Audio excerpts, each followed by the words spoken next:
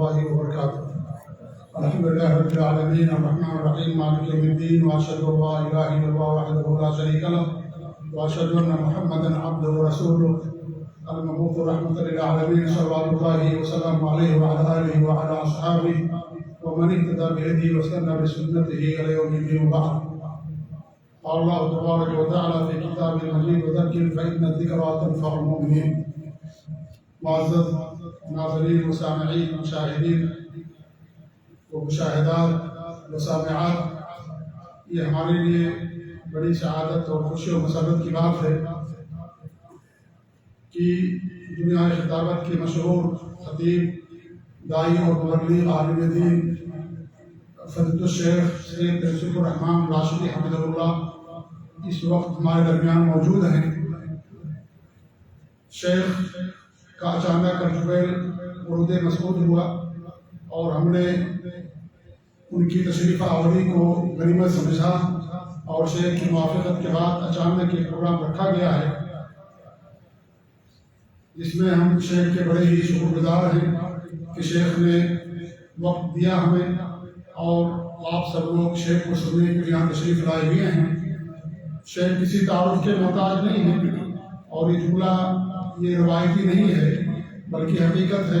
دنیا شیخ کو جانتی ہے اور ہزاروں اور لاکھوں لوگوں کو اللہ رب العالمین نے ان کے ذریعے سے شرک بدعات اور خرافات کی دلدل سے نکال کر کے توحید اور سنت کی شاعر راہ پر گامزن کیا ہے اور اللہ رب العالمین نے ان کی ذات سے بہت زیادہ کام دیا ہے. یہ حقیقت ہے جس کا اظہار ہونا چاہیے. اللہ تعالیٰ شیخ کی حفاظت فرمائے اور شیخ سے مزید کام لے. وقت چونکہ زیادہ ہو گیا ہے اور کچھ نہ کہتے ہوئے میں بڑے ادب و احترام کے ساتھ شیخ محترم سے گزارش کرتا ہوں شیخ اپنے درس کا آغاز فرمائیں، اپنے علم سے ہم سب کو مستفید فرمائیں. آپ لوگوں سے گزارش ہے کہ آپ وہ سکون کے ساتھ اطمینان کے ساتھ شیخ کے درس کو سنیں. شیخ نے ابھی مجھ سے بتایا کہ کچھ ان کی طبیعت بھی ناساز ہے اور آواز کی کچھ پرابلم ہے، لیکن اس کے باوجود بھی شیخ الحمدللہ راضی ہوئے کیونکہ شیخ عام طور پر کھڑے ہو کر کے درس دیتے ہیں اور خطیب جب کھڑے ہو کر کے درس دیتا ہے تو اس کی الگ ہی شان ہوتی ہے اور اس میں الگ ہی جذبہ ہوتا ہے. لیکن شیخ آج میں پہلی بار دیکھ رہا ہوں کہ بیٹھ کر کے شیخ درس دینے جا رہے ہیں. تو بہرحال اللہ تعالیٰ شیخ محترم کو صحت کاملہ عطا فرمائے، شفاء عاجلہ عطا فرمائے. اللہ تعالیٰ ان کی صحت میں برکت دے اور اللہ ان کی حفاظت فرمائے، ان سے اور کام لے اور ہم سب لوگوں کو توحید اور سنت پر گامزن رکھے. شرک سے اللہ تعالیٰ ہم سب کو محفوظ رکھے. سلف صالحین کے مسلک پر اللہ رب العالمین ہم سب کو قائم اور دائم رکھے. آمین رب العالمین. انہی چند کلمات کے بعد دوبارہ پھر میں شیخ محترم سے گزارش کرتا ہوں کہ شیخ اپنے درس کا آغاز فرمائیں. جزاکم اللہ خیر. السلام علیکم ورحمۃ اللہ وبرکاتہ.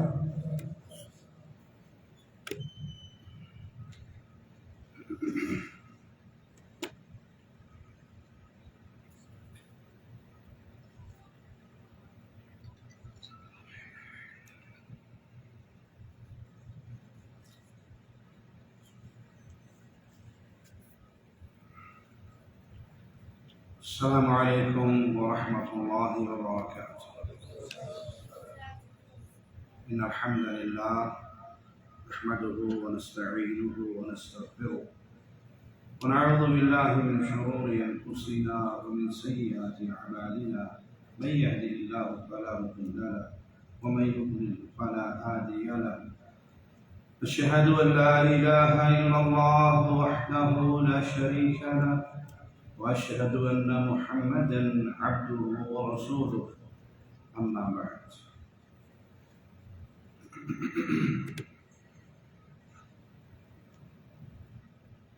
اللہ مالک اپنے بندوں پر بڑا مہربان ہے. رحمان مولا کی یہ رحمت ہے کہ وہ نیکی کے سیزن مختلف اوقات میں اپنی رحمت سے ہمیں عطا فرماتا ہے. اور جن ایام میں ہم سانس لے رہے ہیں حجہ کے یہ 10 دن اتنے خیر و برکت والے ہیں کہ ان مہینوں کی نیکیوں کا کیا کہنا. باقی ایام میں کی ہوئی نیکی کسی قسم کی بھی وہ ان ایام میں کی جانے والی نیکیوں کے برابر نہیں ہو سکتی۔ صحابہ نے سوال کیا اللہ کے نبی صلی اللہ علیہ وسلم، جہاد فی سبیل اللہ بھی؟ آپ نے فرمایا ہاں، جہاد فی سبیل اللہ سوائے اس مجاہد کے جو اپنی جان اور اپنا مال لے کے اللہ کے راستے میں نکلا اور سب کچھ اس نے اللہ کی راہ میں لوٹا دیا، جان بھی گئی مال بھی گیا۔ شیخ ابن عثیمین رحمہ اللہ فرماتے ہیں کہ لوگوں میں یہ بات عجیب سی طرز میں سنی جاتی ہے اگر یہ کہا جائے کہ اگر آج ان ایام میں کوئی 2 رکعت نماز پڑھے اور رمضان کے اندر کوئی 2 رکعت نماز پڑھے تو زیادہ اجر کس کا ہوگا؟ عوام الناس کے ذہن میں فوراً رمضان جائے گا، اور حقیقت یہ ہے کہ ان دنوں میں کی جانے والی نیکی وہ رمضان کی نیکی سے بھی فضیلت میں بڑھ جائے گا۔ پیارے بھائی، نیکیاں بہت ہیں، نیکیوں کی اقسام بھی بہت ہیں۔ غریب کی مدد کرنا، یتیم کا بیوہ کا سہارا بننا، پانی پلانا، کنویں کھدوانا، مسجدیں بنانا، مدرسے بنانا، خیر و بھلائی کے کاموں کی لمبی تفصیل ہے۔ نیکیوں میں سب سے بڑی نیکی کہ اس سے بڑی نیکی اور کوئی نہیں ہے، وہ نیکی ہے لا الہ الا اللہ، رب کی وحدانیت، ایک اللہ کی توحید کو سمجھنا، ایک اللہ کی توحید کے پیغام کو آگے پہنچانا، ایک اللہ کی وحدانیت پر لوگوں کو بلانا، یہ وہ عمل ہے کہ اس سے بڑی کوئی نیکی توحید کے عقیدے کو سمجھ کر سمجھا کر اپنی زندگی اس پہ گزارنا۔ شیخ الاسلام ابن تیمیہ رحمہ اللہ فرماتے ہیں کہ جو شخص عقیدہ توحید کو سیکھتا ہے، سکھاتا ہے، بیان کرتا ہے، لوگوں کو اس کی طرف بلاتا ہے، حقیقت میں وہ پیغام مصطفیٰ عام کر رہا ہے، اور اللہ کے نزدیک اس کا مقام صدیقین میں ہوگا۔ سب سے پیارا پیغام، سب سے پیاری دعوت جس کو دینے کے لیے اللہ مالک نے انبیاء کی پوری جماعت کو بھیجا۔ یہ پچھلے دنوں سوشل میڈیا پہ ایک پوسٹ بڑی وائرل رہی کہ کسی قوم کی بربادی کا سبب ناپ تول میں کمی۔ اصل جملہ اس کا یہ تھا کہ کوئی سابقہ قوم نماز، روزہ، حج، زکوٰۃ، صدقہ، خیرات نہ دینے کی وجہ سے ہلاک نہیں ہوئی۔ ہلاکت کی اصل وجہ ناپ تول میں کمی، جھوٹ، فراڈ۔ تو مختصر یہ کہ معاملہ حقوق العباد کا ہے، اس کی وجہ سے قومیں ہلاک ہوئی۔ اب وہ بے سمجھی میں ہر بندہ اس کو شیئر پہ شیئر کر رہا ہے، لائک کر رہا ہے، کمنٹس کر رہا ہے کہ ہاں جی اصل بات یہ یوں ہی ہے جیسے کوئی کینسر کے مریض کو کہے کہ سر درد کی وجہ سے بندہ مر گیا۔ کینسر کے مریض کو سر درد ہوا، وہ سر درد اس کی موت کا سبب نہیں بنا، اس کی موت کا سبب وہ کینسر کا مرض ہے۔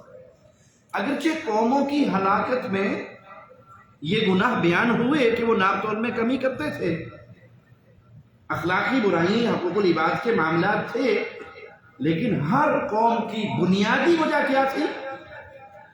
لا تذرن آلہتکم ولا تذرن ودا ولا سواعا ولا یغوث ویعوق ونسرا۔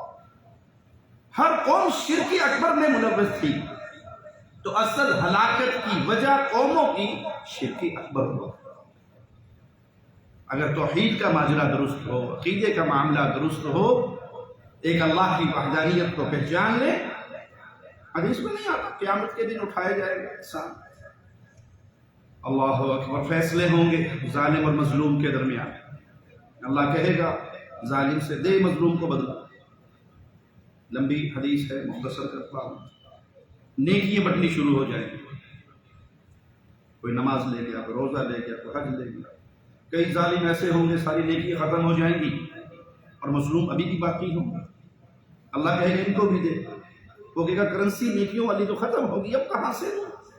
جواب ملے گا ان کے گناہ تیرے سر پہ لا دے جائیں۔ لیکن حدیث میں یہ بھی آتا ہے کہ جس بندے کو اللہ معاف کرنے کا فیصلہ فرما لے تو مظلوم سے کہے گا کہ تو نے وہ مقام دیکھ، جنت کا ایک مقام اسے دکھایا جائے گا، وہ لینا ہے تم نے؟ کہے گا اللہ ہاں لینا ہے، لیکن یہ کیسے لے سکتا ہوں؟ کہاں ایک ذریعہ ہے لینے کا، تو اپنے اس بھائی کو جس نے دنیا میں تجھ پہ ظلم کیا ہے معاف کر دے، اس کے بدلے میں تجھے وہ جنت عطا فرماتا ہوں۔ وہ کہے میں نے معاف کیا، مجھے وہ جنت دے دیجیے، میں اس کو معاف کرتا ہوں۔ اللہ اگر معاف فرمانے کا فیصلہ فرما لے تو وہ اس طرح بھی اپنے بندوں کو معاف کر سکتا ہے، لیکن اس خالق و مالک کا قانون ہے لا یغفر ان یشرک بہ۔ اللہ نے شرک کو کبھی کسی کی صورت میں کسی کے لیے بھی جو بغیر توبہ کیے مر گیا معاف نہیں کرتا۔ تو ہلاکتوں کی وجہ گناہ ہوا کرتے ہیں، لیکن گناہوں میں سب سے بڑا گناہ یہ ہے کہ آپ اللہ کی ذات و صفات و عبادت میں کسی اور کو اللہ کا شریک بنا لیں۔ بے دین طبقہ، دین سے دور طبقہ، وہ اس توحید کو سمجھتا ہی نہیں ہے، وہ ہیر پھیر کے بام الناس کو یہی پلاتا ہے، یہ حقوق العباد۔ اللہ حقوق اللہ معاف کر دے گا، حقوق العباد نہیں معاف کرے گا۔ حالانکہ اس حدیث میں یہ چیز واقعی موجود ہے کہ اللہ چاہے گا اس بندے، ہر بندے کے لیے نہیں، جس کے لیے اللہ چاہے گا۔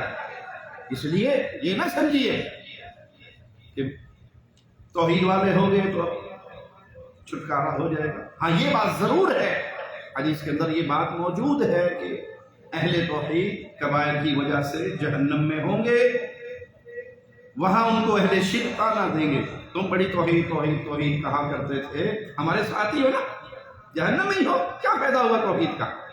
یدرکہم الرحمہ، مشرکین کا یہ جملہ سنیں گے اللہ کی رحمت آ پہنچے گی اور اللہ ان کو جہنم سے اس توحید کی وجہ سے نکال کر پھر جنت عطا فرما دے گا۔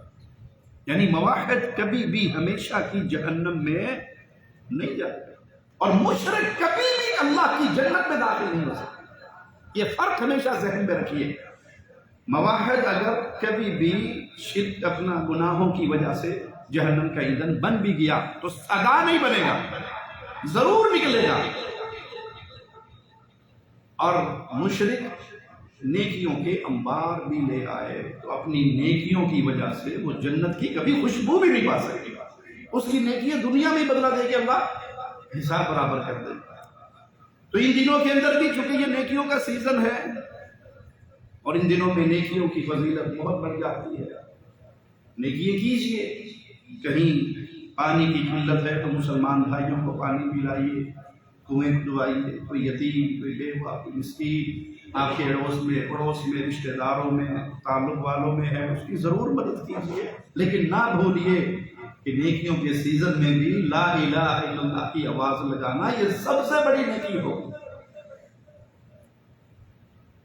دیکھیے جس سے پیار ہوتا ہے انسان اس کو سمجھانے کی کوشش کرتا ہے، اس کی چھوٹی چھوٹی بات بھی نوٹ کرتا ہے اور اس کا ہلکا سا نقصان بھی برداشت نہیں کرتا۔ میں آپ کو 10-20 سال پہلے انڈیا پاکستان کے معاشرے میں لے جاؤں، جس کو ہم نے اپنی آنکھوں سے اپنے بچپن میں دیکھا۔ رات کو موٹر سائیکل جب کھڑا کرتے تھے تو رات میں تو ہیڈ لائٹ جلنی، صبح جب سٹارٹ کیا کسی کو نہیں پتا کہ آگے سے لائٹ جل رہی ہے، اور آپ صبح 7 بجے 8 بجے ناشتہ لینے کے لیے نکلے، دہی چنے جاتے تھے یا نہیں؟ اس کا مطلب ہے بیویاں ہمیشہ گھر میں ناشتہ نہیں دیتی، بازار جانا ہی پڑ جاتا ہے، جانا پڑ جائے تو صبر کر کے چلے جایا کرو، لڑا نہ کرو۔ جب آپ باہر نکلے موٹر سائیکل پہ، اب سامنے سے جو بندہ آ رہا ہے اس کو نظر آ رہا ہے کہ آپ کی ہیڈ لائٹ جلی ہوئی ہے، لیکن سورج نکل آیا، آپ کو تو نہیں پتا، وہ آپ کے سامنے یوں کرتا ہے۔ کبھی کسی نے کیا کہ موٹر سائیکل کا گئی، کیا مطلب کہ بھائی فضول میں لائٹ جل رہی، بند کر لے۔ اچھا یہ کوئی بجلی کا بل آنا ہے، بیٹری ہے چل رہی ہے تو کچھ، لیکن دیکھنے والا فضول لائٹ چل رہی ہے، بھائی کی لائٹ بند کر لو۔ سبحان اللہ، اپنے پڑوسی، اپنے بھائی، اپنے دوست کی موٹر سائیکل کی فضول لائٹ آپ سے برداشت نہیں ہوتی، اور اس کے یہاں بیج لگا ہوا ہے یا علی مدد کا، اور اسے دیکھ کر آپ خاموش رہے ہیں، اس کے ہاتھ میں کڑے بندھے ہوئے ہیں، آپ خاموش رہے ہیں، اس نے امام ضامن باندھا ہوا ہے اور آپ خاموش ہیں۔ اس نے اپنے گھر کے اوپر عباس کا پنجہ لگایا ہوا ہے، عالم لگایا ہوا ہے، اب خاموش ہے۔ وہ میلے پہ نکل رہا ہے، قبروں کا طواف کر رہا ہے، وہ قبروں پر جا کر اپنی حاجتیں پیش کر رہا ہے، آپ خاموش ہیں۔ کیا خیال ہے کہ کوئی نیکی نہیں کہ آپ اس کو جہنم سے بچا لیں؟ آپ نے اکثر دیکھا ہوگا روڈ پہ جاتے ہوئے گٹر کا ڈھکن کوئی نشئی اٹھا کے لے جائے، ہمارے ملکوں میں لے جاتے ہیں نا، تو لوگ کیا کرتے ہیں، 2-4 اینٹیں رکھ دیں گے کہ کوئی اس گڑھے میں نہ گرے۔ کبھی یہ نیکی آپ نے بھی کی ہوگی، اور یہ نیکی چھوٹی نیکی نہیں ہے۔ اللہ کے نبی صلی اللہ علیہ وسلم کا فرمان ہے، ایک شخص نے راستے سے صرف ایک کانٹے دار جھاڑی کو ہٹا دیا تھا، ایک ٹہنی کو ہٹا دیا تھا، اللہ کو اس کی یہ نیکی ہی اتنی پسند آئی کہ وہ جنت کی نہروں میں غوطے کھانے لگ گیا، وہ جنت میں پہنچ گیا، مزے لینے لگ گیا جنت کے۔ راستے سے کانٹے ہٹا دینا انسان کو جنت میں لے جاتا ہے۔ اور آپ اپنے کزن کو، اپنے دوست کو، اپنے پڑوسی کو، اپنے رومیٹ کو، اپنے کلاس فیلو کو، اپنے ساتھی کو یہ نہ بتائیں کہ بھائی اس راستے پہ تو چل رہا ہے، یہ شرک کرنے کی بنا پر جہنم کا راستہ ہے، تو ہلاک ہو کر جہنم میں جائے گا۔ آپ اسے نہ روکیں، آپ اسے نہ سمجھائیں کہ رشتہ داری خراب ہوگی، پڑوس خراب ہوگا، یا کم از کم اسے پتہ لگ جائے گا میری بات بھی ہو گیا تو میرا ریپوٹیشن خراب ہو جائے گی معاشرے میں۔ تو پیارے بھائی پھر سمجھ لیجئے کہ آپ کو پیغام مصطفیٰ سے محبت نہیں۔ جن کو پیغام مصطفیٰ سے محبت ہوتی ہے ان کا حال کیا ہوتا ہے؟ رسول اللہ صلی اللہ علیہ وسلم کے بھیجے ہوئے صحابی ہے، دشمن وار کرتا ہے، نیزہ مارتا ہے، نیزہ اس کے سینے کو چیرتا ہے اور اس کی زبان سے آواز لگتی ہے، فزت ورب الکعبہ، کعبے کے رب کی قسم میں کامیاب ہوں۔ یہ کیسی کامیابی ہے؟ بظاہر دنیا میں دیکھیں تو یہ کیسی کامیابی ہے؟ نیزہ لگنے سے آپ کی موت، زندگی ختم ہو گئی، بیوی بیوہ ہو گئی، بچے یتیم ہو گئے، دنیا اندھیر ہو گئی، زمین کی چھاتی سے آپ زمین کے پیٹ میں چلے گئے، لیکن زبان سے پیغام کیا دے کر گئے ہو؟ قیامت تک آنے والوں کے لیے فزت ورب الکعبہ، کعبے کے رب کی قسم میں کامیاب ہو گیا۔ وہ پیارے بھائی یہ آخرت بن جانے کی کامیابی ہے، یہ کلام الہی ہے، یہ قرآن حکیم ہے۔ یہ لوگ جب آپ کو یہ کہیں اس طرح کی باتیں کہ نہیں معاملہ حقوق العباد کا ہے، باقی اور کچھ نہیں، سب کچھ معاف ہو سکتا ہے، تو انہیں بتائیے کہ قرآن ہمیں خبر دیتا ہے وَلَقَدْ بَعَثْنَا فِي كُلِّ أُمَّةٍ رَسُولًا، ہم نے ہر امت میں رسولوں کو بھیجا، ہر رسول نے اپنی امت کو ایک ہی پیغام دیا، أَنِ اعْبُدُوا اللَّهَ، عبادت صرف اللہ کی بات، اللہ کی عبادت میں کسی کو شریک نہ بنانا۔ جس کو یہ ہم، یہ غم، یہ ٹینشن ہو جائے کہ میں نے اس پیغام مصطفیٰ کو سمجھنا ہے، پھر وہ علم حاصل کرتا ہے، وہ توحید کو سیکھتا ہے، وہ عقائد کو سیکھتا ہے، وہ دلائل کو یاد کرتا ہے، وہ دلائل کو نوٹ کرتا ہے، تاکہ اپنے بھائیوں تک زیادہ سے زیادہ اس پیغام کو پہنچاؤں، کیونکہ یہ وہ پیغام ہے جس کو اللہ نے اپنے نبیوں کے ذریعے امت میں پہنچایا۔ آسمانی کتابیں نازل ہوئی، وہ اس کے لیے نازل ہوئی کہ لوگوں کو اندھیروں سے نکال کر نور کی طرف لے جائیں۔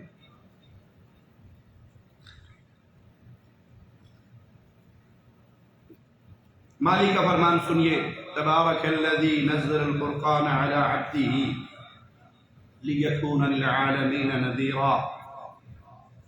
برکتوں والی ذات کون سی ہے؟ اللہ کی ذات۔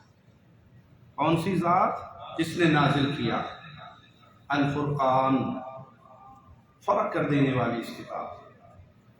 یہ فرق کرتی ہے کس چیز میں؟ کفر اور ایمان۔ یہ فرق کرتی ہے کس چیز میں؟ توحید و شرک میں۔ یہ فرق کرتی ہے کس چیز میں؟ سنت و بدعت۔ ایک چیز میں فرق کرتی ہے کہ یہ غلط ہے، یہ صحیح ہے، یہ حلال ہے، یہ حرام ہے، یہ ایمان ہے، یہ کفر ہے، اور یہ فرق ہی لوگوں کو برداشت نہیں ہوتا۔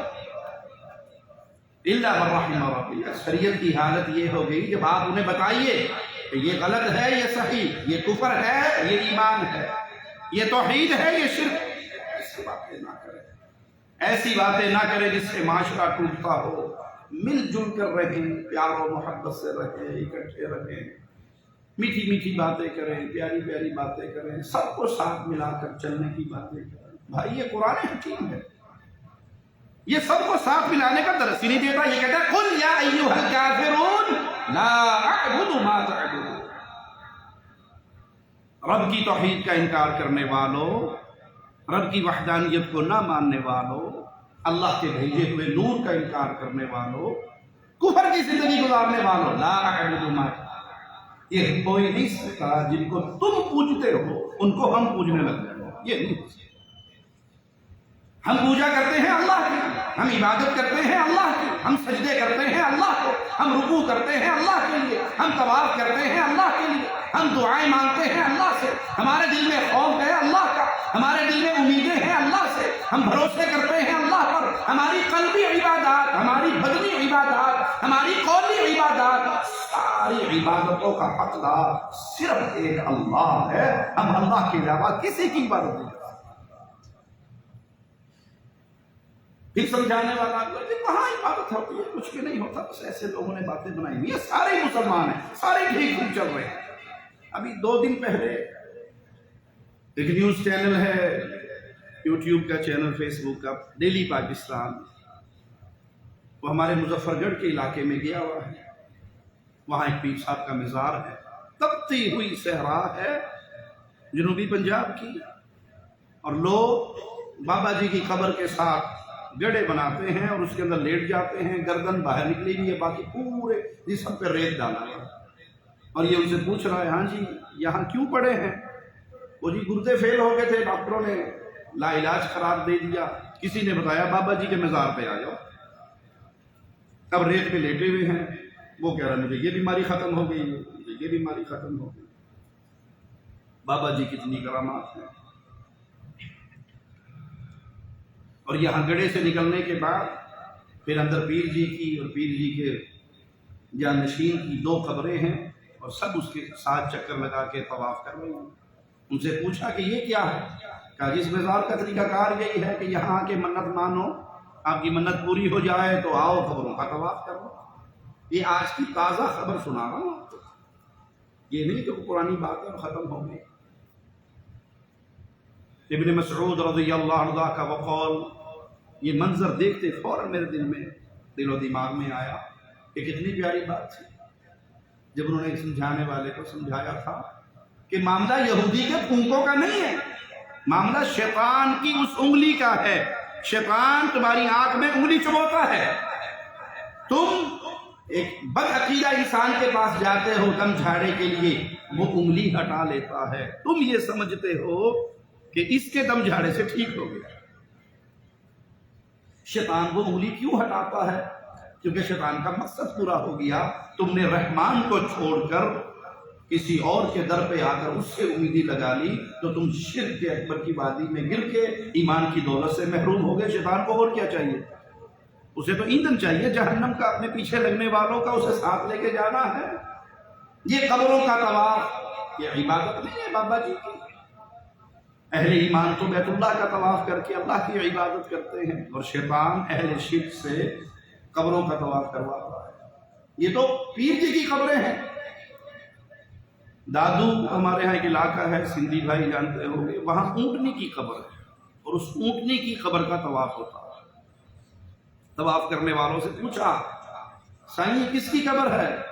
کہتا یہ سائیں کی ڈاچی کی قبر ہے۔ سندھی زبان میں ڈاچی اونٹنی کو کہتے ہیں، یہ سائیں کی ڈاچی ہے، سائیں نہیں ہے، سائیں کی ڈاچی ہے۔ 7 چکر لگا لو، جو امید آپ کے دل میں ہوگی، سائیں کی اونٹنی جو مر کے مٹی ہو چکی ہے وہ آپ کی دل کی امیدیں پوری کر دے۔ جس بھائی کو یہ پتا ہو کہ میری قوم، میری برادری، میرے عزیز، میرے ہم وطن، میرے ہم لسان، ہم زبان بھائی شرک اکبر میں یوں ڈوبے ہوئے ہیں، وہ دعوت توحید کا پیغام چھوڑ کر اور معاملات میں لگ جائے، کیا وہ نیکی کر رہا ہے؟ کیا وہ پیغام مصطفیٰ کا حق ادا کر رہا ہے؟ نبی کریم صلی اللہ علیہ وسلم کتنے حریص ہیں اپنی قوم کی اصلاح پر۔ آپ کو خبر ملتی ہے کہ یہودی بچہ آخری سانسوں میں ہے، آپ پہنچ جاتے ہیں اس کے پاس اور کہتے ہیں یا غلام قل لا الہ الا اللہ، بچے کہتے لا الہ الا اللہ، وہ اپنے باپ کو دیکھتا ہے، باپ کہتا ہے کہہ دے جو ابو القاسم کہہ رہا ہے، اور وہ آواز لگاتا ہے اشہد ان لا الہ الا اللہ واشہد ان، آپ کا چہرہ پھول کی طرح کھل اٹھتا ہے، اس کے پاس سے اٹھتے ہیں، اس کے گھر سے نکلتے ہیں، اور زبان پہ جملے کیا ہیں؟ اللہ تیرا شکر ہے ایک جان جہنم سے میرے ذریعے تو نے اور بچا۔ یہ ہے اصل کمائی، یہ ہے اصل کرنے کا کام کہ آپ پیغام توحید دیں۔ ایک جان بھی اگر آپ کی وجہ سے جہنم کے راستے سے ہٹ کر جنت کے راستے پہ چل پڑی، یہ ایک جان نہیں ہے، یہ جب تک زندہ رہے گا اور جب تک یہ پیغام کو آگے پھیلاتا رہے گا وہ ساری نیکیاں آپ کے بیلنس میں، آپ کے اکاؤنٹ میں جمع ہوتی رہیں گی۔ اللہ نے یہ قرآن حکیم اتارا ہے، اس قرآن کو پڑھیے، اس قرآن کو سمجھیے، اس کا علم حاصل کیجئے، اس کی روح کو سمجھیے۔ یہ فرقان ہے، یہ کفر اور ایمان میں فرق کر دینے والی کتاب ہے۔ اللہ نے اتارا کس پہ ہے؟ علی عبدہ، اپنے بندے پہ اتارا۔ بہت سے لوگ آپ سے ناراض ہوں گے یہ بات سن کر اگر آپ کہیں کہ محمد صلی اللہ علیہ وسلم اللہ کے بندے ہیں، اللہ کے رسول ہیں۔ نہیں، آپ نبی کی شان میں گستاخی کر رہے ہیں۔ وہ نور من نور اللہ، الصلاۃ والسلام علیک یا نور۔ اذان سے پہلے یہ باتیں گونجتی ہیں ہمارے علاقوں میں، اے اللہ کے نور، تجھ پہ اللہ کی سلامتی۔ اور اللہ کہتا ہے کیا؟ اللہ نے یہ کلام اتارا علی عبدہ، اپنے بندے پر۔ عبدیت کی شان یہ ہے، مقام یہ ہے، عزت و احترام یہ ہے کہ ساری کائنات کو ایک پلڑے میں ڈال کر امام الانبیاء کو ایک پلڑے میں رکھ کر اگر تولو گے، مصطفیٰ کا شان اللہ کی مخلوقات میں سب سے اعلیٰ و افضل ہوگا۔ لیکن ہیں کون؟ اللہ کے بندے۔ یہ کلام الہی ملا کیوں ہے؟ لِيَكُونَ لِلْعَالَمِينَ نَذِيرًا۔ لوگوں کو ڈرا دیجئے، جہان والوں کو ڈرا دیجئے۔ یہ 60-70 سالہ زندگی ہے، سدا زندگی نہیں، ختم ہو جانی۔ کبھی غور کیجئے، تنہائی میں بیٹھ کے ہمیں بچپن سے ہی الٹی پٹی پڑھائی جاتی، بچہ نہیں سو رہا ہوتا تو ماں باپ کیا کہتے ہیں؟ الا من رحم ربک، جن کو دین کی سمجھ ہے وہ تو ایسی باتیں نہیں کرتے۔ لیکن اکثریت اپنے بچوں کو کیا کہتی ہے سونے کے لیے؟ بیٹا سو جاؤ جلدی، صبح تم نے سکول جانا۔ یہ نہیں کہتے بیٹا جلدی سو جاؤ، فجر کی نماز پہ اٹھنا ہے۔ فجر وہ پلاننگ کے اندر شامل ہی نہیں ہے۔ بیٹا جلدی سو جاؤ، صبح تمہیں سکول جانا ہے۔ سکول کیوں جانا ہے؟ سکول جاؤ گے، پڑھ لکھ لو گے، کوئی ڈاکٹر انجینئر بن جاؤ گے، زندگی اچھی ہو جائے گی، مستقبل اچھا ہو جائے گا۔ حالانکہ بیچارے کا مستقبل پتہ ہی نہیں لگتا، مستقبل کہتے کس کو ہے؟ سکول سے پہلے میٹرک تک محنت ہو رہی ہے مستقبل اچھا ہونے کے چکر میں، پھر ایف ایس سی کے لیے زور لگاؤ بیٹا ڈاکٹر بن جاؤ گے۔ اچھا ڈاکٹر صاحب 5 سال کے بعد ایم بی بی ایس فارغ ہو گئے، اب نہیں بیٹا ایم بی بی ایس کی آج کل کیا ویلیو ہے؟ کوئی ویلیو ہی نہیں ہے۔ کوئی تخصص کرو بیٹا، کوئی ہارٹ اسپیشلسٹ بن جاؤ۔ اچھا بیچارہ پڑھ کے سرجن بن گیا۔ بیٹا انڈیا پاکستان میں کیا کر لو گے؟ باہر نکلو گے، امریکہ جاؤ گے، برطانیہ جاؤ گے، خلیج میں جاؤ، اچھے پیسے کما لو گے، پھر کیا ہوگا؟ پھر شادی ہو جائے گی، شادی ہوگی۔ بیٹا کچھ سیونگ کر لو، مستقبل آپ کا سنور جائے گا۔ وہ مستقبل ڈھونڈتے ڈھونڈتے بیچارہ قبر میں چلا جاتا ہے، مستقبل کا نہیں پتہ لگتا۔ یہ کوئی زندگی ہے 60-70 سالہ زندگی؟ میں آپ کو مثال دے کے سمجھاتا ہوں۔ ہجری سال کون سا چل رہا ہے؟ 1443۔ جو نبی صلی اللہ علیہ وسلم کے دور میں فوت ہوئے ابھی تک قبر میں ہیں، انہیں قبر میں کتنا عرصہ ہو گیا جی؟ 1443 سال ہو گئے، 50 سال ہو گئے، ٹھیک ہے۔ ایک یہ آپ کی اور میری زندگی ہے 60-70 سال کی، اور ایک قبر کی زندگی ہے جس کا ہمیں شعور ہی نہیں کتنی لمبی ہوگی، کب قیامت قائم ہوگی، کب قبر سے نکالے جائیں گے، کوئی شعور ہے؟ کبھی ذہن میں یہ سوچ آئی کہ بیٹا محنت کر لو، قبر میں جانا ہے، اور قبر کی زندگی کا پتہ نہیں کتنی لمبی ہوگی، کب اٹھائے جاؤ گے؟ بندہ مر جاتا ہے، قیامت تو قائم ہو جاتی ہے اس کی۔ نیک ہے تو جنت کی کھڑکی کھل گئی، بد ہے تو جہنم کی کھڑکی کھل گئی۔ نیک ہے تو جنت کے لیے باتیں آ گئے، بد ہے تو جہنم کے لیے باتیں آ گئی۔ لیکن کب تک کی زندگی ہے کوئی پتہ ہے؟ اور کبھی کسی نے اپنے بچوں کو ڈرایا بیٹا قبر میں جاؤ گے، نہیں پتا کتنے سال رہنا پڑے گا، اس کے لیے تیاری کر لو۔ قبر جنت کے باغوں میں سے ایک باغ ہے یا جہنم کے گڑھوں میں سے ایک گڑھا ہے۔ پھر اس کے بعد آخرت ہے، وہ زندگی جو جنت یا جہنم کی صورت میں ہے. فریق فی الجنہ و فریق فی السعیر، ہمیشہ کی جنت یا ہمیشہ کی جہنم. اس کی پلاننگ، اس کی سوچ، اس کی فکر اپنے دل میں بھی پیدا کیجئے، اپنی اولاد کے دل میں بھی پیدا کیجئے، اپنے بیوی بچوں کے دل میں پیدا کیجئے کہ سدا دنیا میں نہیں رہنا. دنیا تو 60-70 سال ہے، پھر خبر ہے جس کا پتہ ہی نہیں قیامت کب قائم ہوگی. 2000 سال پڑے رہیں گے، 4000 سال پڑے رہیں گے، کب تک رہنا ہے قبر میں کوئی پتہ نہیں. لیکن آخر اٹھایا جانا ہے.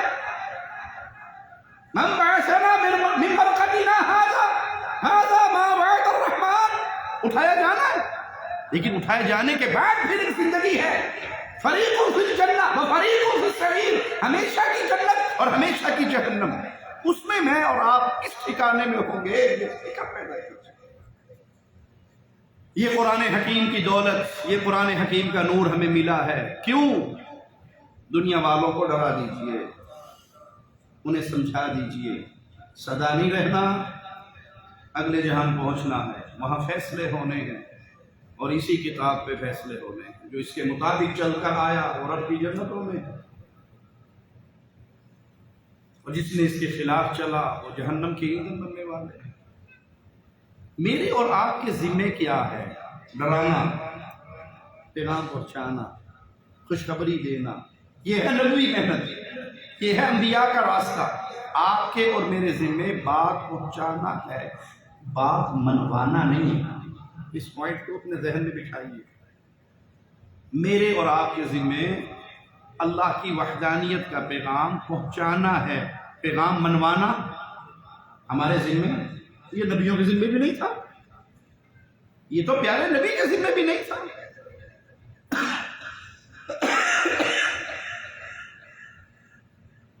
رسول اللہ صلی اللہ علیہ وسلم نے آواز لگائی، بلال نے قبول کر لی.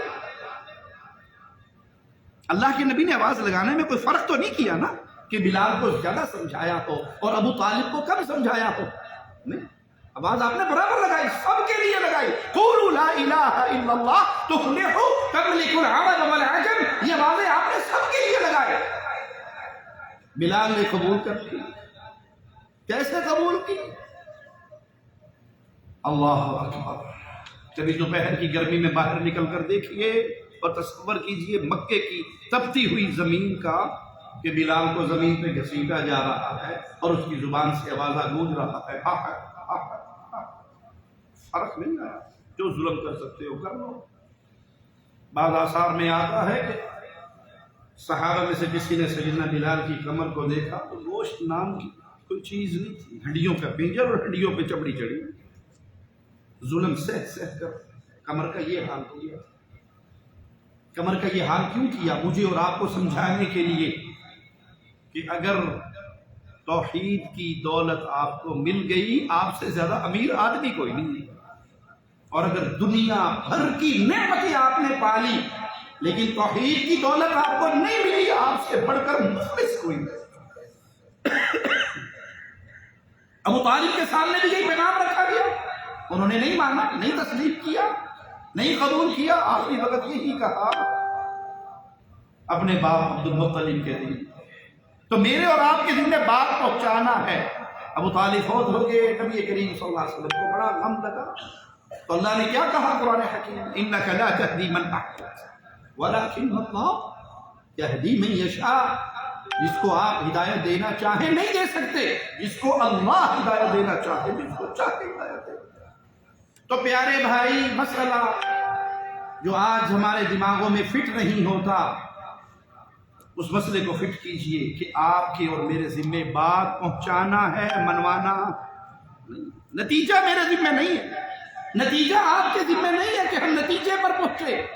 آج اکثریت نبوی منہج کو، سلف کے منہج کو کیوں چھوڑ چکی ہے کہ وہ نتیجہ نکالنا چاہتے ہیں اپنی زندگی میں.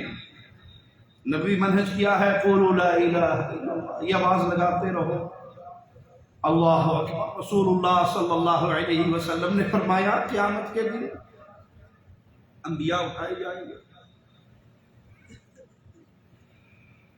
کہتے میں نے جم غفیر کو دیکھا، مجھے لگا جیسے میری امت آ گئی، میں نے کہا میری امت؟ جواب ملا نہیں، موسیٰ علیہ السلام اور ان کی انبیاء کی جماعت قیامت کے دن اٹھے گی، کسی کے ساتھ جب میں غفیر ہوگا، کہا مجھے امید ہے سب سے زیادہ میرے ساتھ میری امت کے لوگ، بعض ایسے ہوں گے جن کے ساتھ ایک راہ تھوڑے سے لوگ، چند افراد، اور بعض ایسے ہوں گے ایک دو بندہ، اور کچھ ایسے بھی ہوں گے جن کے ساتھ ایک بندہ بھی نہیں ہوگا۔ نبی نے اپنی ذمہ داری پوری کی، اپنا پیغام پہنچایا، ایک بندہ بھی ان کے ساتھ، کیا کہتے ہیں آج کی زبان میں، سپورٹر، ووٹر،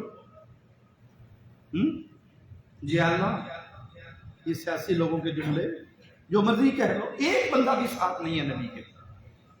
پیارے بھائی، اللہ کے لیے ٹھنڈے دماغ سے سوچئے، جس نبی نے 100 سال 200 سال 300 سال 400 سال 500 سال محنت کی، ایک بندہ بھی مسلمان نہیں کر سکے، اور وہ فوت ہو کے چلے گئے، وہ ناکام گئے یا کامیاب گئے؟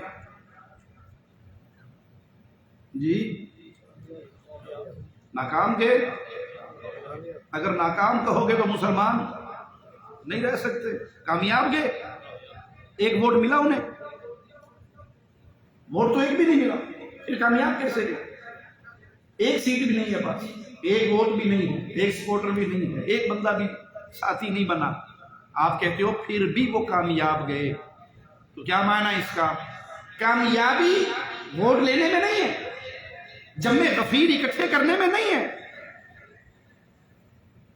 اسمبلی کے اندر زیادہ سیٹیں لے کر اقتدار تک پہنچنے کا نام کامیابی نہیں ہے۔ کامیابی یہ ہے کہ آپ کے ذمہ اللہ نے جو ڈیوٹی لگائی ہے اس کو پوری کیجئے۔ بات سمجھ آئی؟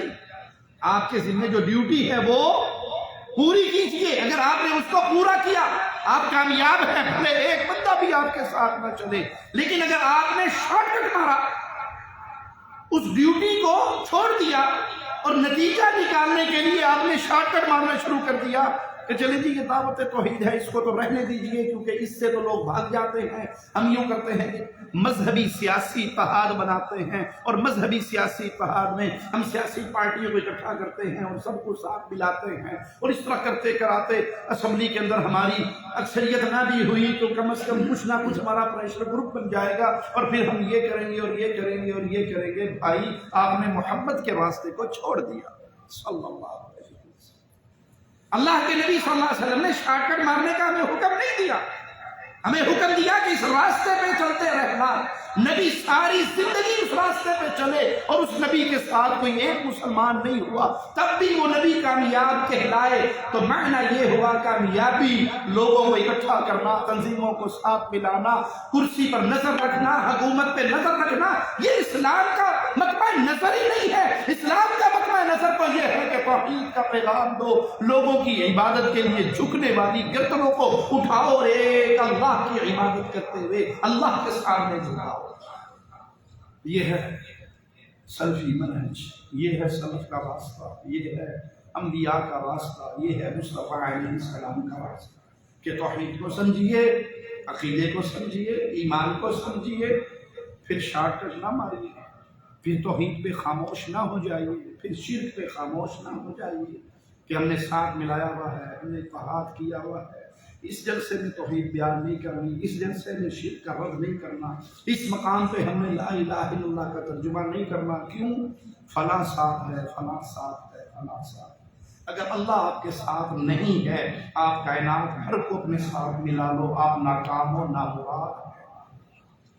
اور اگر اللہ آپ کے ساتھ ہے، اگر اللہ آپ کے ساتھ ہے، آپ نبی کے راستے پہ چل رہے ہیں، آپ سلف کے راستے پہ چل رہے ہیں، پوری دنیا میں کوئی بھی نہ ہو، توحید تو یہ ہے کہ خدا حشر میں کہہ دے یہ بندہ دو عالم سے خفا میرے، قل ان صلاتی ونسکی ومحیای ومماتی للہ، یہ آواز دیا۔ توحید کا پیغام دیتے رہے اپنے بچوں کو، اپنے رشتہ داروں کو، اپنے محلے والوں کو، اور یاد کیجئے ایک خیبر کے موقع پہ اللہ کے نبی صلی اللہ علیہ وسلم نے سیدنا علی سے یہی کہا تھا، علی ایک بندہ تیری وجہ سے اگر مسلمان ہو گیا، سرخ قیمتی اونٹوں سے زیادہ قیمتی ہے۔ آپ اگر یہ دیکھنا چاہیں کہ میں کتنا کامیاب ہوں، اس کے سٹیپ یہی ہے کہ میں اس راستے پر ہوں جو نبی مجھے دے کر کے، میں نے علم حاصل کیا، اپنے آپ کو علم سے مزین کیا، اور پھر میں اس نبوی پیغام کو لے کے میدان عمل میں اترا۔ اللہ سے دعا ہے اللہ ہمیں زندہ رکھے تو ایمان کی بہترین حالت میں رکھے، اللہ ہمیں موت دے تو اس حال میں دے، اللہ ہم سے راضی ہو، ہم اپنے اللہ سے راضی ہیں۔ اقول قولی ھذا واستغفر اللہ لی ولکم ولسائر المسلمین۔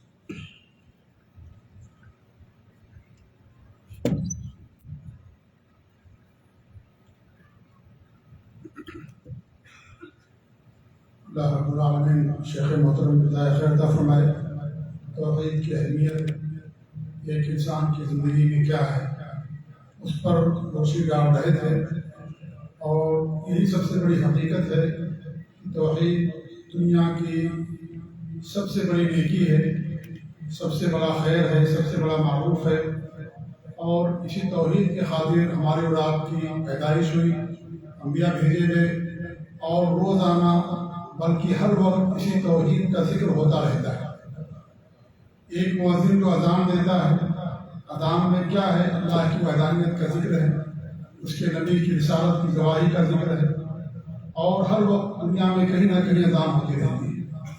لوگ کہتے ہیں کہ ہمیشہ توحید ہی کا ذکر کیوں ہے، توحید ہی کو ہمیشہ کیوں بیان کیا جاتا ہے، جب اللہ رب العالمین نے ایسا انتظام کر دیا ہے کہ دنیا میں ہر وقت توحید ہی کا ذکر ہو، تو ہمیں بھی توحید کا ذکر ہی کرتے رہنا چاہیے، کیونکہ اسی کے اندر ہمارے لیے بھلائی ہے، اور اسی میں انسان کے لیے کامیابی ہے۔ اللہ نے انبیاء اور رسول اسی لیے بھیجے دنیا کے اندر، اور جنت اور جہنم کا فیصلہ اسی کی بنیاد پر ہوگا۔ اگر آپ کے پاس بہت ساری نیکیاں ہیں لیکن توحید کی نیکی نہیں ہے تو انسان جنت کے اندر کبھی بھی نہیں جائے گا۔ اللہ تعالیٰ کا فرمان ہے ان اللہ لا یغفر ان یشرک به ویغفر ما دون ذلک لمن یشاء۔ تو میرے بھائی، ہمیں اور آپ کو توحید کی اہمیت کو سمجھنے کی ضرورت ہے۔ 1,24,000 آئے، 900 سال ہفتے، 950 سال تک حضرت نوح علیہ السلام نے لوگوں کو دعوت دی۔ کس چیز کی دعوت دی؟ توحید دی۔ ہمارے نبی کی مکی زندگی، مدنی زندگی آپ دیکھیے توحید کی دعوت سے بھرپور ہے۔ توحید کی دعوت آپ نے دی، ہمیشہ اسی کو مقدم رکھا۔ آپ نے خیبر فتح کیا 7 ہجری میں، اور حضرت علی رضی اللہ تعالیٰ عنہ کو کیا فرمایا گا؟ تمہاری وجہ سے کسی کو اللہ ہدایت دے دے، توحید کی دولت اسے دے دے تو صرف اونٹوں سے تم سے بہتر ہے۔ پوری زندگی آپ نے توحید کی دعوت دی، کیونکہ اسی کے اندر کامیابی ہے۔ اگر یہی دولت ہمارے پاس نہیں ہے، باقی اور ہمارے پاس ہے نیکیاں، تو میرے بھائی جو اصل نیکی ہے وہی انسان کے پاس نہیں ہے، جس نیکی کی بنیاد پر ہمارا اور آپ کا قیامت کے دن فیصلہ ہوگا۔ آج ہمارے معاشرے کے اندر آپ دیکھیے گا کہ ہم چاہتے یہ ہیں کہ اس علاقے کے اندر سگریٹ نوشی نہ ہو، ایسا معاشرہ ہونا چاہیے جرائم سے پاک ہو، شراب نوشی نہ ہو، سگریٹ نوشی نہ ہو اس معاشرے کے اندر یا اس علاقے کے اندر، اس محلے کے اندر۔ اس کے لیے تنظیمیں ہوتی ہیں، اس کے لیے باقاعدہ اشتہار ہوتا ہے، بہت پیسے خرچ کیے جاتے ہیں، پروگرام کیے جاتے ہیں، لیکن کیا ہم کبھی سوچتے ہیں کہ ایسا محلہ بنایا جائے جس میں شرک نہ ہوتا ہو؟ کیا ہم اس کے لیے کبھی کوشش کرتے ہیں؟ سگریٹ پینے والا جنت کے اندر چلا جائے گا، رشوت خور بھی جنت کے اندر چلا جائے گا، اور ایک سود خور بھی جنت کے اندر چلا جائے گا۔ اگر وہ موحد ہے تو وہ جنت کے اندر ضرور جائے گا، سزا ملنے کے بعد ہی صحیح، لیکن جنت کے اندر ضرور جائے گا۔ لیکن ایک نمازوں کا پابند، زندگی میں 60 حج کرنے والا، اور اس کے پیشانی پر سجدے کے نشانات ہیں، لمبی لمبی اس کی داڑھی ہے، سب کچھ اس کے پاس ہے، لیکن توحید جیسی دولت اس کے پاس نہیں ہے، یہ ساری نیکیاں اس کی برباد ہو جائیں۔ ان نیکیوں کا کوئی فائدہ اس کو قیامت کے دن نہیں ہوگا۔ تو ہمیں یہ سمجھنے کی ضرورت ہے کہ سب سے بڑی نیکی کیا ہے، سب سے بڑا معروف کیا ہے، سب سے بڑی بھلائی کیا ہے۔ کیا لوگوں کی خدمت کرنا ہے؟ کیا لوگوں کو پانی پلانا ہے؟ کیا لوگوں کے درمیان کمبل اور کپڑے تقسیم کرنا ہے؟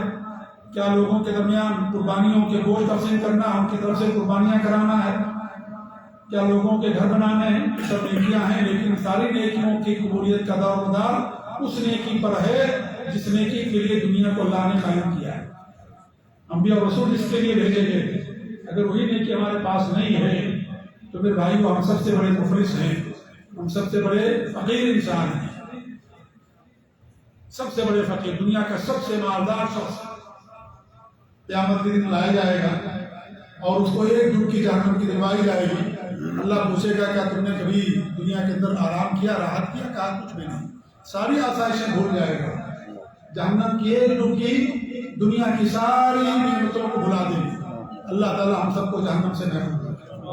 اور دنیا کے اندر فقیر انسان جس کے پاس کپڑے نہیں، پھٹے پرانے کپڑے پہن کر کے زندگی گزاری، فقر و فاقہ کی زندگی گزاری، اور ایسے شخص کو جنت کے اندر جگہ ملے گی، دنیا کی ساری مصیبتوں کو بھول جائے گا، دنیا کی ساری پریشانیوں کو بھول جائے گا۔ اللہ تعالیٰ ہم سب لوگوں کو جنت کے اندر داخل نصیب فرمائے۔ تو میرے بھائی توحید کی سب سے اہم عبادت ہے جس کے لیے اللہ رب العالمین نے پوری کائنات کو پیدا کیا، ما خلقت الجن والانس الا لیعبدون۔ سارے انسان، سارے جنات اللہ کی عبادت کے لیے پیدا کیے، اور عبادت کیا ہے؟ صرف اللہ کی عبادت کرنا، اللہ تعالیٰ کی عبادت میں کسی کو شریک نہ کرنا، یہ اصل توحید ہے، توحید عبادت۔ اللہ پر ایمان رکھنا اور کہ اللہ خالق ہے، مالک ہے، یہ توحید جنت میں لے جانے کے لیے کافی نہیں ہے۔ اس کا تو ایمان مکہ کے مشرکین کا بھی تھا، نوح علیہ السلام کی قوم کا بھی تھا، اور جتنے بھی گزرے سب کا اس پر ایمان تھا کہ اللہ تعالیٰ ہی ہمارا وہی خالق اور مالک، وہی اولاد دینے والا، وہی ہوا چلانے والا، وہی نظام چلانے والا، سب کچھ کرنے والا اللہ تعالیٰ، وہی حاکم ہے دنیا کا، کیونکہ توحید ربوبیت کے اندر توحید حاکمیت آتی ہے، اللہ ہی کا حکم چلتا ہے دنیا کے اندر۔ سب ان کا تمام باتوں پر ایمان تھا، لیکن اس کے باوجود بھی ہر زمانے میں اللہ نبیوں اور رسولوں کو بھیجا، کیونکہ اصل جس کے لیے ہمارے آپ کی پیدائش ہوئی ہے وہ خالص اللہ رب العالمین پر ایمان، خالص اس کی عبادت، اور اس کے بعد میں کسی کو شریک نہ کرنا، یہ اصل ہے جس کے لیے اللہ رب العالمین ہم سب کو پیدا کیا۔ اگر یہ آپ کے پاس دولت ہے، آپ بہت امیر انسان ہیں، چاہے آپ کے پاس گھر نہ ہو، چاہے آپ کے پاس محل نہ ہو، چاہے آپ کے پاس دکان نہ ہو، آپ کے پاس جو ہے کوئی بھی چیز نہ ہو دنیا کی، لیکن یقین مانیے کہ دنیا کے سب سے امیر ترین انسان آپ ہیں۔ ہمیں اس کی اہمیت کو سمجھنے کی ضرورت ہے۔ یہ دنیا کی دولت ہے کہ کیا کریں گے جب انسان جہنم کے ایندھن بن جائے گا؟ اس لیے میرے بھائی توحید سیکھیے، توحید کیا ہے، ہماری زندگی کا مقصد کیا ہے، ہم دنیا میں کیوں آئے ہیں، کس لیے آئے ہیں، کیا خدمت خلق کے لیے آئے ہیں؟ اللہ تعالیٰ کی بات چھوڑ کر کے نہیں، اس لیے اللہ نے ہم کو نہیں پیدا کیا، اللہ رب العالمین نے ہمیں توحید کے لیے پیدا کیا۔ یہ سب سے عظیم مقصد ہے ہمارا اور آپ کی دنیا میں آنے کا۔ اگر اس مقصد کو ہم نے پا لیا تو ہم کامیاب ہیں، اور اگر ہم نے نہیں پایا تو میرے بھائیوں ہم ناکام ہیں، اور یہ سمجھیے کہ ہماری پوری زندگی برباد، ہماری پوری محنت برباد۔ تو میرے بھائی توحید کی اہمیت کو سمجھیے۔ ہم کیوں بار بار آپ لوگوں کو توحید کی دعوت دیتے ہیں؟ کیوں کہا جاتا ہے؟ اسی لیے کہا جاتا ہے کہ جو دیگر نیکیاں آپ اور ہم کرتے ہیں ان تمام نیکیوں کی قبولیت کا دارومدار اسی کے ہوتا ہے۔ جب تک کہ توحید نہیں ہوگی یہ ساری باتیں قبول نہیں کی جائیں گی۔ اللہ کے رسول صلی اللہ علیہ وسلم کی حدیث قدسی، اللہ تعالیٰ فرماتا ہے کہ قیامت کے دن بندہ میرے پاس آئے گا اور وہ زمین بھر گناہ لے کر کے، آسمان بھر گناہ لے کر کے آئے گا، حدیث قدسی، لیکن اس نے میرے ساتھ شرک نہیں کیا تو اللہ تعالیٰ اسے انسان کو معاف کر دے گا۔ لیکن ایک انسان خوب نیکیاں لے کر کے جاتا ہے لیکن اسے اللہ رب العالمین کے ساتھ شرک کیا ہے تو اللہ رب العالمین کبھی اس کو معاف نہیں کرے گا۔ یہ اللہ رب العالمین کا صاف فرمان ہے کہ اللہ شرک کو کبھی معاف نہیں کرے گا۔ تو میرے بھائیوں ہمیں اپنے آپ کو شرک سے بچانا، یہ عظمت، یہ امانت جو ہمارے سینے میں ہے، اسے اپنے بچوں کو بھی منتقل کرنا ہے، بچوں کو توحید سکھانا ہے، ان کو شرک سے بچانا، یہ ہماری اور آپ کی ذمہ داری ہے۔ کلکم راع وکلکم مسئول عن رعیتہ، تم میں سے ہر آدمی نگہبان ہے اور ہر آدمی سے اس کی رعایا کے بارے میں سوال کیا جائے گا۔ یا الذین آمنوا قوا انفسکم واہلیکم نارا، اے لوگوں اپنے آپ کو، اپنے اہل کو جہنم سے بچاؤ۔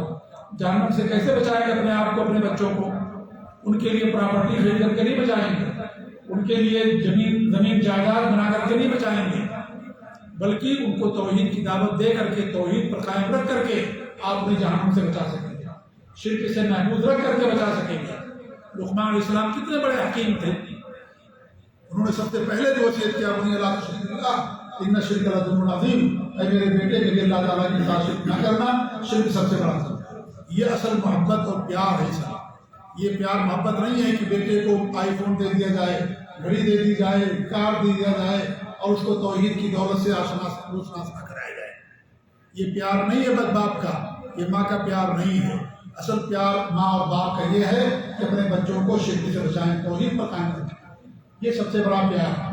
ورنہ جہنم کے ایندھن بنیں گے اور ان کا ذمہ دار کون ہوگا؟ ہم سے پوچھا جائے گا. کلکم راع وکلکم مسئول عن رعیتہ. اس امانت کو کی حفاظت کرنی ہے اور اس امانت کو لوگوں میں منتقل کرنا ہے اپنی حیثیت کے مطابق. اپنے پڑوسیوں کو، اپنے گھر والوں کو، اپنے خاندان کے لوگوں کو، اپنے آس پڑوس کے لوگوں کو یہ ہماری فکر ہونی چاہیے کہ کس طریقے سے ہم کو توحید کے راستے پر لائیں اور کس طریقے سے ہم کو شرک سے بچائیں. آپ کا کام صرف جیسا کہ شیخ نے کہا دعوت دینا ہے. آپ کا کام حق بات پہنچا دینا، ان کو نصیحت کر دینا ہے. آپ کا ہمارا کام زبردستی بنوانا نہیں ہے یہ کہ ہم زبردستی ان کو توحید پر لے کر کے آئیں یا سنت پر لے کر کے نہیں. ہمارا کام صرف یہ کہ ہم کو دعوت دے دیں. مانتے الحمدللہ، نہیں مانے تو بھی الحمدللہ. آپ کی ذمہ داری ختم ہو گئی. لیکن اگر آپ کے گھر کے سامنے ہو رہا ہے اور آپ نہیں بتائیں گے تو میرے بھائیوں قیامت کے دن ہم سے اور آپ سے سوال کیا جائے گا. آپ کے پڑوسی ہیں، ہمارے پڑوسی ہیں اور وہ شرک کے اندر بدعات خرافات کرتے ہیں. ہماری اور آپ کی ذمہ داری بنتی ہے کہ ہم ان کو اچھے انداز میں بتائیں. اگر براہ راست نہیں کر سکتے ہیں، آپ ان کو واٹس ایپ کے ذریعے سے کوئی کیسی درس بھیج کر کے کسی اور کے ذریعے سے ان کو بتائیں. یہ بہت بڑی امانت ہے. جو جس کے سینے میں امانت ہے وہ سب سے امیر ترین انسان ہے، کیونکہ ایسی دولت ہے جو انسان کو جہنم جو ہولناک ہے، جس کی سختی ہم اور آپ نہیں برداشت کر سکتے. دنیا کی آگ نہیں برداشت کر سکتا انسان چنگاری، تو جہنم کی آگ کو کیسے برداشت کر سکتا ہے؟ اس سے اگر بچنا ہے، کامیابی حاصل کرنا، توحید پر قائم رہنا اور اپنے آپ کو شرک سے محفوظ رکھنا ہے، تب جا کر کے انسان کو کامیابی ملے گی. اللہ تعالیٰ سے دعا ہے کہ اللہ رب العالمین ہم سب لوگوں کو توحید پر قائم رکھے. اللہ تعالیٰ ہم سب کو شرک سے محفوظ رکھے، بدعات اور خرافات سے محفوظ رکھے. اللہ رب العالمین آمین رب العالمین. جزاکم اللہ خیر. صلی اللہ علیہ محمد وعلی آلہ وصحبہ اجمعین. ہم شیخ کے شاکر و ممنون ہیں اور آپ لوگوں کے بھی کہ آپ لوگوں نے اتنی معمولی سے وقت میں الحمدللہ آپ لوگوں تک آواز پہنچی، دعوت نامہ پہنچا، اعلان پہنچا، آپ لوگ آئے اور الحمدللہ آپ لوگوں نے درس سنا اور اس میں توحید کی اہمیت بتائی گئی. اللہ تعالیٰ ہم سب کو اسی پر قائم و دائم رکھے. آمین. جزاکم اللہ خیر. مبارک اللہ فیکم. السلام علیکم ورحمۃ اللہ وبرکاتہ.